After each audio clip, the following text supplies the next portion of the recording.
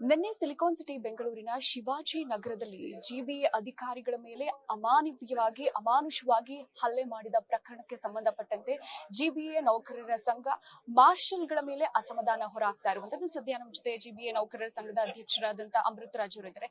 Sir, ನಿನ್ನೆ ಆ ಘಟನೆ ಆಗ್ಬಾರ್ದಿತ್ತು, ಅಮಾನವೀಯ ಅಂತ ಎಲ್ಲರೂ ಮಾತಾಡ್ತಿದ್ದಾರೆ.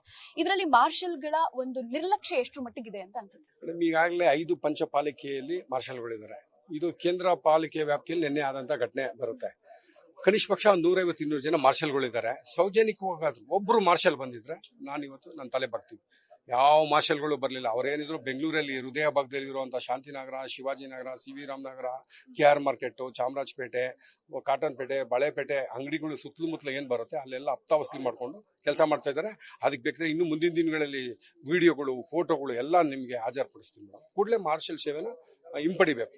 ಸರ್, ನೀವು ಹೇಳ್ತಾ ಇದ್ದೀರಿ ಅಂದ್ರೆ ಯೂನಿಫಾರ್ಮ್ ವಿಚಾರವಾಗಿ NCC ಮತ್ತೆ XRB ಆ ಒಂದು ವಿಚಾರಕ್ಕೆ ಸಂಬಂಧಪಟ್ಟಂತೆ ನಿಮ್ಮ ಪ್ರಮುಖ ಮನವಿ ಏನು, ಬೇಡಿಕೆ ಏನು? ನನ್ನ ವೈಯಕ್ತಿಕ ಮನವಿನ ಮಂಡಿಸಿದೆ. ಈಗ ದೇಶಾಕಾಯಿ ಅವರು ಯೋಧರು, ಅವರು ಯೂನಿಫಾರ್ಮ್ ಇರ್ತಾರೆ, ಅದು ನಾವು ಇಡೀ ರಾಷ್ಟ್ರನೇ ಮೆಚ್ಚುವಂತ ಕೆಲಸ.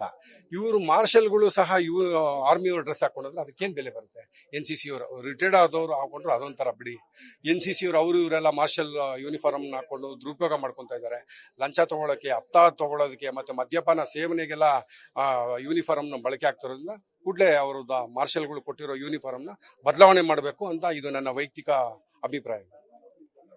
ಸರ್, ಇವಾಗ ನಿಮ್ಮ ಗಮನಕ್ಕಿದೆಯೋ ಗೊತ್ತಿಲ್ವಾ, ಬಸವೇಶ್ವರ ನಗರದಲ್ಲಿ ಒಂದು ವಾರದಿಂದ ನೌಕರರ ಮೇಲೆ ಹಲ್ಲೆ ಯತ್ನ ನಡೆಯುತ್ತೆ. ಆಗ ಏನಾದ್ರೂ ಕ್ರಮ ತೆಗೆದುಕೊಂಡಿದ್ರ ಹೇಗೆ? ಈ ಹಲ್ಲೆ ಯತ್ನದ ಬಗ್ಗೆ ನನಗೆ ಮಾಹಿತಿ ಬಂದಿಲ್ಲ. ತಮ್ಮ ವಾಹಿನಿ ಮುಖಾಂತರನೇ ಗೊತ್ತಾಗ್ತಾ ಇರೋದು. ಖಂಡಿತ ತಗೊಂಡಿದ್ರೆ ಪಾಲಿಕೆಯಲ್ಲಿ ಯಾರಿಗೆ ಅಧಿಕಾರಿ ನೌಕರು ಸರ್ಕಾರಿ ಕೆಲಸಕ್ಕೆ ಅಡಚಣೆ ಆದ್ರೆ ನಮ್ಮ ಸಂಘ ಏನಿದೆ ಎಲ್ರಿಗೂ ನಾವು ಬೆಂಬಲ ವ್ಯಕ್ತಪಡಿಸ್ತೀವಿ, ಅದನ್ನ ಖಂಡಿಸ್ತೀವಿ. ಹಾಗಾಗಿ ನಿನ್ನೆ ನೀವೇನ್ ಬಸವೇಶ್ವರ ನಗರದಲ್ಲಿ ಹೇಳಿದ ಘಟನೆ ನಮಗೆ ಮಾಹಿತಿ ಬಂದಿಲ್ಲ. ಸರ್, ಕಡೆದಾಗಿ ನೌಕರರಿಗೆ ಯಾವ ರೀತಿ ಭದ್ರತೆಯನ್ನ ಕೊಡಬೇಕು ಅಂತ ಹೇಳ್ತೀರಾ? ಅದೇ ಈಗಾಗಲೇ ಮನೆಯ ಮುಖ್ಯ ಆಯುಕ್ತರನ್ನ ಭೇಟಿ ಆಗೋದಕ್ಕೆ ನಾವೆಲ್ಲ ಸಕಲ ಸಿದ್ಧತೆ ಮಾಡ್ಕೊಂಡಿದೀವಿ. ಅವರಿಗೆ ಭೇಟಿಗೋಸ್ಕರ ಕಾಯ್ತಾ ಇದೀವಿ. ಅದೇ ಇನ್ನು ಮುಂದೆ ನಿನ್ನೆ ಏನೊಂದು ಗಂಭೀರ ಹಲ್ಲೆ ಆಗಿದೆ ಅದು ಮರುಕಳಿಸಬಾರದು. ಇನ್ನು ಮುಂದೆ ಮಾಡೋಕ್ ಮುಂಚೆ ಪೊಲೀಸ್ ರಕ್ಷಣೆ, ಭದ್ರತೆ ಎಲ್ಲ ಕೊಡಬೇಕು ಅಂತ ನಾವು ಮಾನ್ಯ ಮುಖ್ಯ ಆಯುಕ್ತರಲ್ಲಿ ಮತ್ತು ಸರ್ಕಾರಕ್ಕೆ ಮನವಿ ಸಲ್ಲಿಸ್ತೀವಿ. ಇದು ಜಿಬಿಎ ನೌಕರರ ಸಂಘದ ಅಧ್ಯಕ್ಷರಾದಂತ ಅಮೃತ್ ರಾಜ್ ಅವರು ಹೇಳಿದಂತ ಮಾತು. ಕ್ಯಾಮರಾ ಪರ್ಸನ್ ತೇಜು ಜೊತೆ ಚಂದನಾ ಶೆಟ್ಟಿ, ನ್ಯೂಸ್ ಫಸ್ಟ್ ಬೆಂಗಳೂರು.